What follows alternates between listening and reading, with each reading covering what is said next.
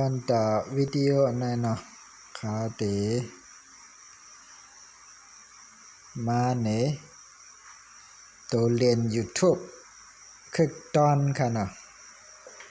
ตัวเรียน YouTube คือตอน YouTube ตัวนั้นมันเรียนจังหือเนี่ยไปมาด้วยกันนะมันจังหนังว่าโอเคเขาตี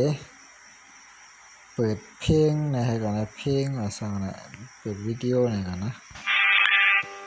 ตัวนี้นะปีเกมขาได้ออกพวกขาออกก่อนหน้าจอไหนมันติดไว้จังตอนต่อวิดีโอในก็ขาได้มาเนี่ยไลฟ์แอปโหลดนี่ค่ะนะมาเพียนหน้าจอพงเขาใครรับแผลก็ถ่อมเสียงก็อะไรมันจะเปิดเพลงก้อนมาสังวะค่ะนะแอปขึ้นในเน็ตนะมาไม่เสียงกันนะอันนั้นก็เป็นแค่จุดเชื่อมเขาแล้วมาไปก่อเขานะใน Play Store มันนี่ครับมันจะเขาเล่นเล่นเฟซก็อะไรครับเขาได้มาในมีไลฟ์โหลดต่างมีธนาคารต่างนั้นนี่แท้คุณเพจมันไปก่อหรือจะพูดในYouTube ไลฟ์เขาขายนะเขาก็ได้ข่าวในอันตัววิดีโอน่ะได้เขาขึ้นมาหนีหลายใจตีค่ะเนาะ YouTube คือตอนค่ะเนาะมันเป็นแอป YouTube คือตอนแอปไหนมันมีใน Play Store ค่ะนะแอปตัวไหนมันมีใน Play Store เขาแล้วเอาลงไว้ในต่างไว้ในเน็ตสิแหละแล้วก็เขาเอาลงไว้ในเว็บไซต์เขาอันมีชื่อว่า IT ใจใต้นี่ค่ะเนาะสังว่าพี่น้องค่ะใครเอากว่าใจตุ้ยๆเนี่ยก็เหมือนกันก็โหลดเอาใน IT ใจใต้นี่ค่ะเนาะ IT ใจใต้ค่ะนะครับตัวนี้เขาต่างไว้ในเว็บเขาตัวนี้อ่ะกูก็สังภัยใครก็กดดาวน์โหลดเอาให้ใจตื้อด้วยค่ะเนาะ YouTube อันนั้นมันเข้มเลยสิ YouTube ธรรมดาปกติจังหือนะมันเขามันจังเขาเปิดเพลงค่ะนะพอเปิดเพลงยาวเขาเด็ก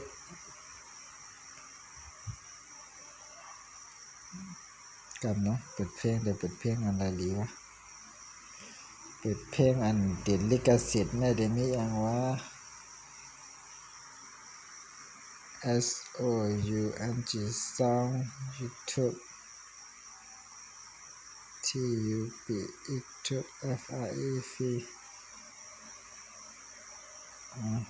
ไว้ในก่อนเนาะไม่ได้เปลี่ยนติดลิขสิทธิ์นะ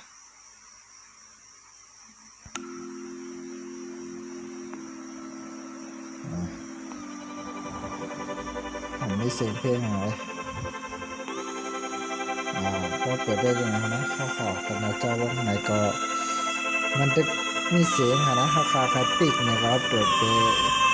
ปิกจอค่ะก็ใครปิกจอเนี่ยก็ตัวนี้มีเสียงมันหนูมันโตครับก็น่าข่าวก็ตัวเซ็ตพวกนี้จะรับถึงเอาไว้ก่อนแล้วครับก็มันจำยังไงครับเพราะเป็นอันใดได้มันเฮ็ดได้ค่ะนะเพราะเป็นอันอยู่ทุกธรรมดานะ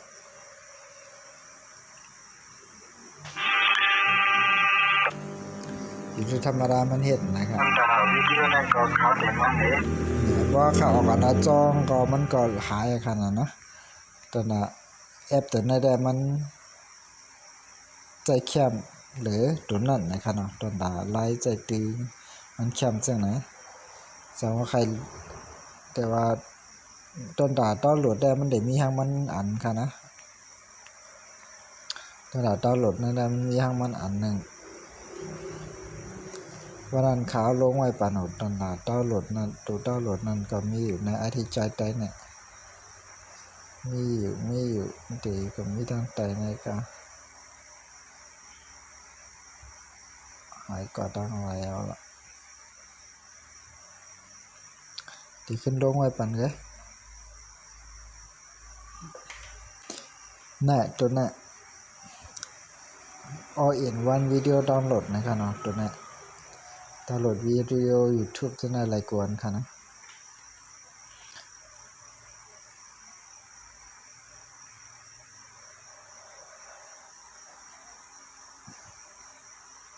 อันใดแต่ใครมา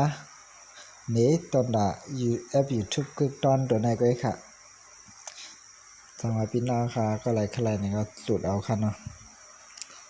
มาโหลดเอาในเว็บไซต์ก็ไลค์ก็โหลดเอาในวิดีโอในก็ไลค์ค่ะในวิดีโอในก็ไลค์ในใต้ YouTube ในก็ไลค์ในวิดีโอของ Facebook นะคะลงในก็ไลค์ในค่ะเนาะเอาค่ะไม่สูงค่ะอย่าไปลืมกดไลค์กด Subscribe บันกันค่ะนะดังช่องดัง Facebook และดังช่อง YouTube เขาค่ะเนาะจะเลยมีแห้งใจค่ะยังอ่านว่าได้ให้เตรียมเฮียงปลายค่ะนะคนติดตามแต่มีปากปลายเลยค่ะไม่สมค่ะ